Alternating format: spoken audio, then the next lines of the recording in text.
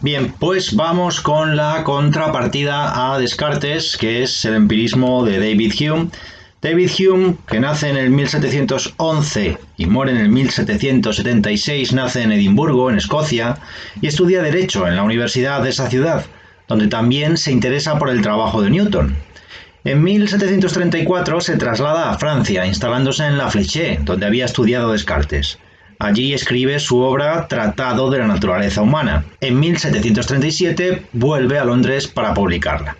Poco después presenta un breve resumen del mismo en 1740.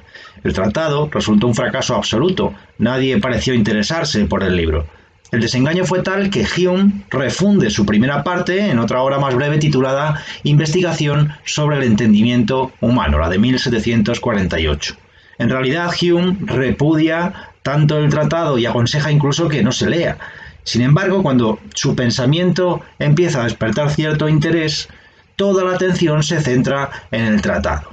Para entonces ya se había ganado el apodo de Mr. Hume el ateo, lo cual le hace fracasar en su intento de ocupar la cátedra de ética en Edimburgo y la de lógica en Glasgow. Pero finalmente consigue un puesto de bibliotecario en la Facultad de Derecho de Edimburgo en 1752, de donde surge, aprovechando bien el tiempo, al parecer, su monumental Historia de Inglaterra. Entre 1763 y el 66 ocupa un cargo en la Embajada de París y le acompaña su amigo Rousseau. Rousseau y Hume fueron amigos íntimos hasta que esa amistad se rompe. Esa amistad durará poco, eso es lo cierto, debido al carácter paranoico que al parecer tenía Rousseau. Así que en 1769 se retira definitivamente Hume a Edimburgo. La principal obra de Hume es sin duda el Tratado de la Naturaleza Humana de 1739. No se trata de otra cosa que de un esbozo sistemático de toda la doctrina suya que fue diseccionando él mismo posteriormente en varias partes, en varias entregas, que abarcan materias de estudio además muy concretas, tales como por ejemplo el resumen del Tratado de la Naturaleza Humana de 1740, los ensayos sobre moral y política de 1741 y 1742, la investigación sobre el conocimiento humano de 1748, la investigación sobre los principios de la moral de 1751, etcétera, etcétera. Aquí tenéis una lista de cuáles son las principales obras, o las obras más importantes de su vida. La historia amable de mi vida es muy interesante también leerla.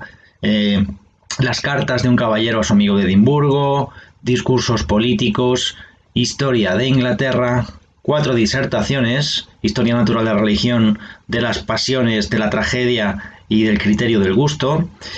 Mi vida, una autobiografía en 1776, un breve artículo también muy recomendable para introduciros en su vida, en su pensamiento y en su vida.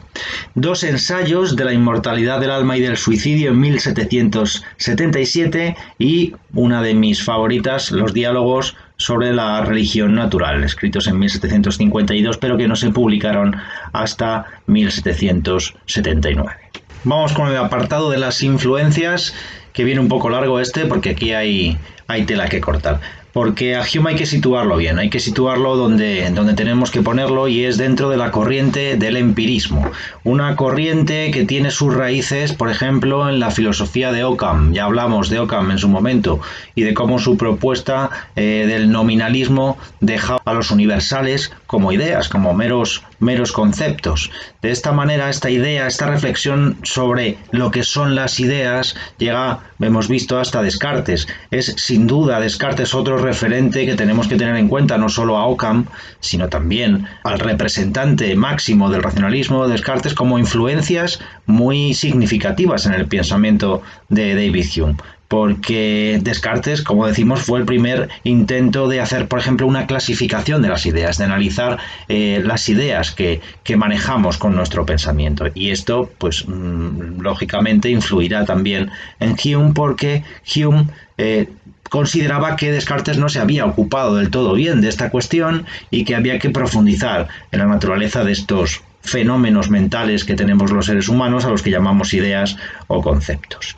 Si tenemos que decirlo así en una frase, tenemos que decir que el empirismo es entonces la teoría filosófica según la cual el origen y el límite del conocimiento es la experiencia. En último término, podemos decir que el límite último son las percepciones. No podemos conocer nada más allá de las percepciones. Es decir, que cuando hablamos de experiencia, en este sentido a lo que nos referimos es a la experiencia sensible o a ese conjunto de sensaciones que tenemos nosotros en el momento de tener esa experiencia sensible.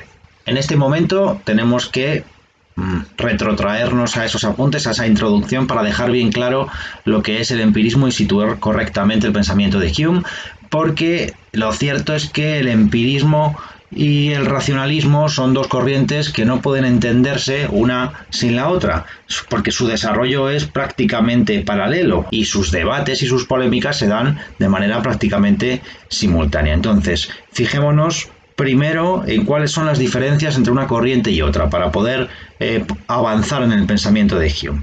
Teníamos que una de las principales ideas del racionalismo, una de las principales claves para entenderlo, era comprender que ellos pensaban que el único conocimiento válido nos lo proporcionaba la razón. Bien, pues aquí tenemos ya la primera diferencia. En el caso del empirismo pasa lo contrario. Nuestro conocimiento solo es válido cuando proviene de los sentidos, es decir, cuando proviene de esa experiencia de la que hablábamos. En segundo lugar, el racionalismo. ¿Qué pensaba sobre el ser? ¿Cuál era su postura metafísica? Decíamos que para el racionalista el ser de las cosas es lo auténticamente real y se da en las ideas, se da en los conceptos. El ser de las cosas se da en la mente, en los conceptos que maneja la mente.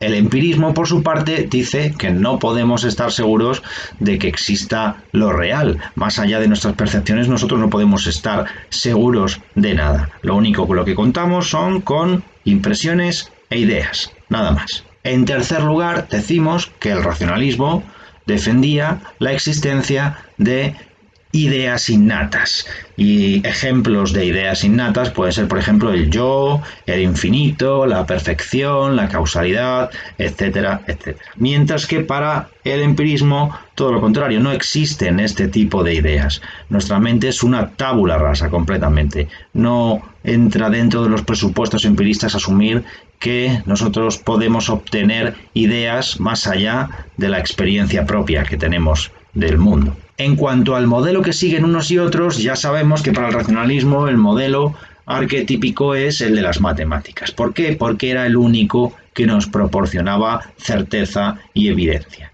Sin embargo, el empirismo de lo que se ocupa es de la física, porque piensa que es el modelo que mejor explicaría el funcionamiento de la mente humana. En penúltimo lugar, diríamos que la fuente de conocimiento para el racionalismo es la intuición de tipo intelectual.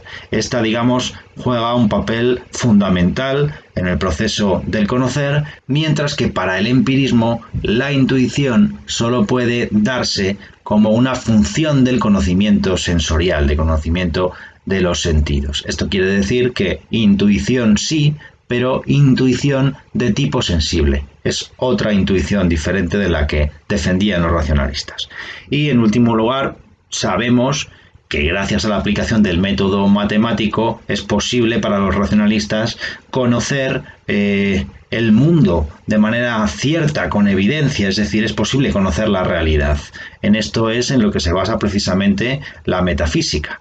Sin embargo, aquí el empirismo discrepa significativamente también, porque está convencido el empirista de que no es posible un conocimiento seguro de la realidad. Ellos, en vez de cultivar y defender la metafísica, lo que propugnan es un empirismo que, cuando es demasiado extremo, pues se sitúa ya en el propio escepticismo, lo contrario de la postura metafísica.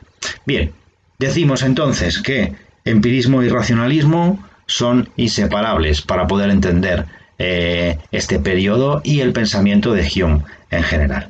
Bien, una vez comparados ambos, empirismo y racionalismo, Vamos a desgranar un poco más el empirismo. Vamos a ver qué cosas podemos decir sobre esta corriente. En primer lugar, para hablar del empirismo podríamos señalar aquella idea de que también el empirismo se mueve dentro de la concepción moderna del ser. El ser reside en las ideas, ya lo sabemos. Todo conocimiento, también para el empirista, es conocimiento de ideas. Es decir, que el ser de las cosas, donde se da es en la conciencia. Solo conocemos las cosas a partir de las representaciones mentales que nos hacemos de ellas. Por eso podemos decir que lo único que el entendimiento conoce directamente son las ideas. Y hasta aquí, bien, hasta aquí de acuerdo con lo que el racionalismo sostenía. Pensar al final se reduce a relacionar ideas entre sí, como pasaba también en los racionalistas. Ahora bien, la segunda característica de esta corriente, el empirismo, es la de que la experiencia es la única forma válida de conocimiento, y aquí ya es donde rompen, donde hay esa separación radical con el racionalismo, porque para los empiristas solo tienen validez aquellas ideas que son recibidas, digamos, de un modo pasivo por el entendimiento, es decir, cuando el entendimiento todavía no ha puesto nada de sí. Esto implica que entonces el conocimiento humano es un conocimiento limitado, y sabemos cuál es ese límite. El límite es la experiencia, las percepciones que tenemos cuando experimentamos las cosas. Esta segunda tesis entonces marca las diferencias, decimos, entre el racionalismo y el empirismo. Porque para el racionalismo la razón era el método adecuado, podría llegar a conocerlo todo y de una manera objetiva. Así que el campo de la filosofía para el empirismo se ve reducido notablemente. La razón ya no puede conocer todo lo que se pensaba que podía conocer. Hay muchas cuestiones sobre las que el único conocimiento que cabe es un conocimiento de tipo probable. Y esto tiene una consecuencia filosófica muy grave para la filosofía en general, porque esto no significa otra cosa. Esto de que no podamos alcanzar un conocimiento objetivo y cierto no significa otra cosa que la metafísica no sirve para nada, que es absurdo e inútil hacer metafísica, es absurdo e inútil reflexionar acerca de lo que es el ser, incluso acerca de lo que es la realidad o la naturaleza tomado así en su conjunto. Ni siquiera estamos seguros de que pueda existir más allá algo del sujeto, no podemos estar seguros de que exista la naturaleza.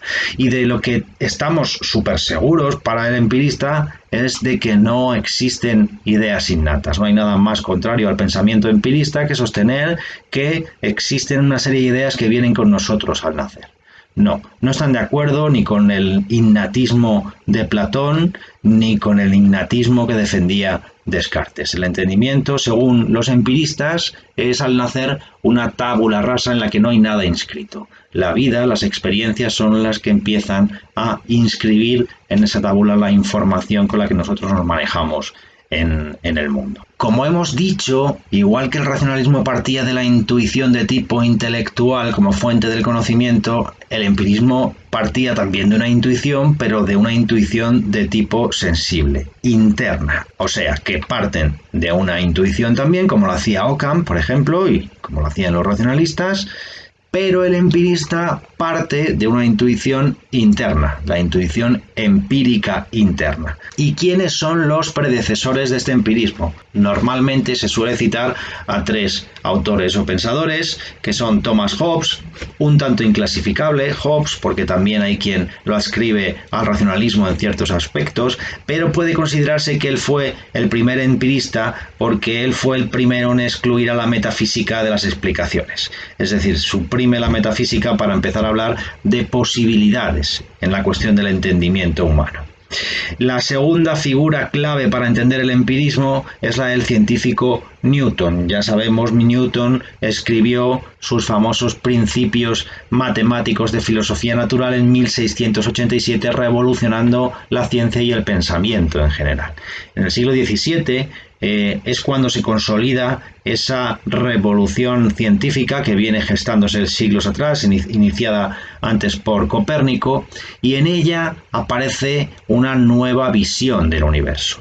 Esta nueva visión del universo triunfa y finalmente se consolida. Y lo que hace es desplazar la visión que se tenía del universo basada en la filosofía aristotélico-escolástica. En las primeras páginas de su obra, de esos principios matemáticos de filosofía natural, Newton expone un método también, y es el método que pretendía hacer la competencia, digamos, a el método cartesiano. Él también indica allí las reglas que debemos seguir para emprender una investigación correcta y completa sobre la naturaleza. Decimos, estas reglas para la experimentación son el equivalente al método de Descartes. Hacia él van dirigidos todos los ataques entonces. Y la tercera de las figuras en las que nos tenemos que fijar es la de John Locke, que vivió entre 1632 y 1704 y se considera pues el padre del empirismo, el iniciador del empirismo. Su famoso ensayo sobre el entendimiento humano, que se publicó en el 1690, se considera el primer tratado sobre teoría del conocimiento. Locke es, además, como veremos en su momento, el gran teórico del liberalismo político.